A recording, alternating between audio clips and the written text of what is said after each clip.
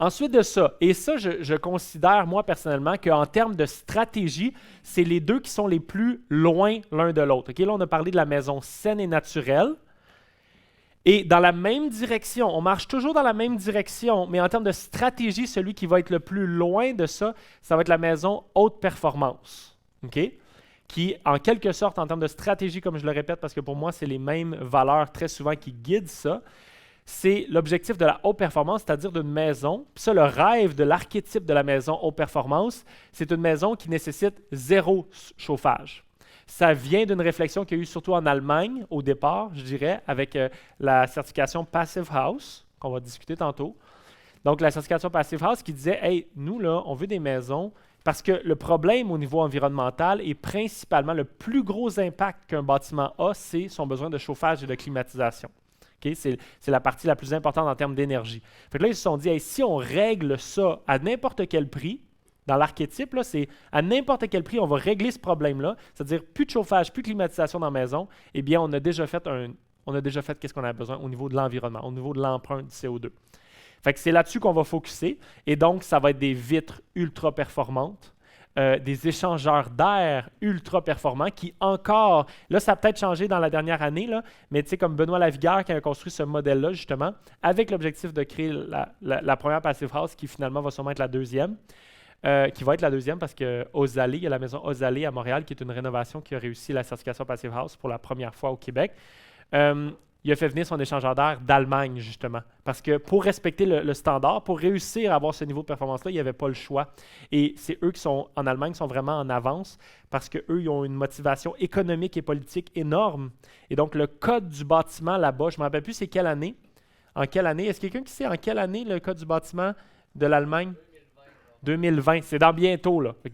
2020-2025, quelque chose comme ça. Le code du bâtiment, ça va être Passive House, eux, parce qu'ils veulent avoir des maisons autonomes. Puis pourquoi? C'est qu'ils ont une motivation écologique, mais aussi d'autonomie à cause qu'économiquement, ce n'est pas eux qui produisent eux-mêmes leur énergie. Ça vient de la Russie. Et donc, s'il y avait un conflit de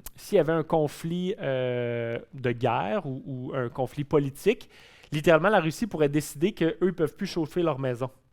De l'extérieur, ils pourraient choisir qu'eux ne peuvent plus chauffer leur maison parce que c'est eux qui leur envoient l'énergie, vous comprenez? Et donc, eux, ils ont une motivation très, très concrète à ce que leur maison, même si tu coupes le chauffage, elle reste confortable à l'année. Donc, sans chauffage, sans climatisation. Donc, l'objectif, puis bien entendu, on va parler beaucoup quand on parle de haute performance, d'étanchéité. C'est-à-dire qu'on ne veut surtout pas, on ne veut jamais que l'air circule à l'endroit qu'on ne sait pas. Okay? On ne veut jamais que l'air circule à un endroit qu'on ne veut pas. C'est juste que dans les naturels, eux, ils vont dire un des gros arguments, on veut que notre maison perspire. Okay? Puis je n'irai pas dans les détails de ça, vous allez les faire avec Fred tantôt dans cet après-midi ou demain sur la physique du bâtiment. Mais dans le naturel, on va vouloir que la maison perspire un peu comme notre peau. Okay? Que la maison est quelque chose de très organique, de vivant. Tandis que dans la maison haute performance, on va vouloir, surtout, on va mettre en priorité, « Hey, moi, je ne veux pas qu'il y ait d'air qui circule nulle part où est-ce que je ne le sais pas. » Fait que ça va être de mettre des tapes partout, de s'assurer que la maison est parfaitement étanche pour que je choisisse consciemment où est-ce que l'air va circuler. Donc, par les fenêtres, par exemple, si je désire en ouvrir, ou par mon échangeur d'air. Comme ça, je n'ai aucune perte d'énergie. Puis ça va être le moyen qu'on va avoir besoin si on veut que la maison soit sans aucun chauffage, même au Québec. Hein? Puis pour que vous sachiez où est-ce qu'on en est au Québec, cette maison-là, selon les calculs, parce que le test n'a pas été encore fait, du moins pas finalisé, mais si on arrêtait le chauffage pendant le mois de janvier, cette maison-là est à Bolton-Est, okay? Donc c'est dans les cantons de l'Est, donc c'est un peu plus chaud que par exemple au Saguenay, que je vais vous donner un autre exemple tantôt.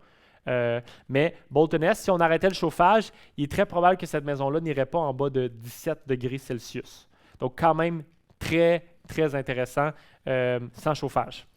Il y a la maison Kenogami au départ qui avait été faite. La première personne qui a essayé, du moins que je suis conscient, là, que j'ai entendu parler, la première maison qui avait essayé la certification Passive House, c'était la maison Kenogami qui était au Saguenay-Lac-Saint-Jean.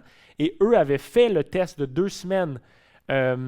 Puis au Saguenay, c'est plus froid. Là, ils avaient fait moins 40, 2 semaines en janvier, fermé le chauffage. Et c'était dans ces environs-là, je crois que c'était à 16 que c'était descendu ou 17, quelque chose comme ça.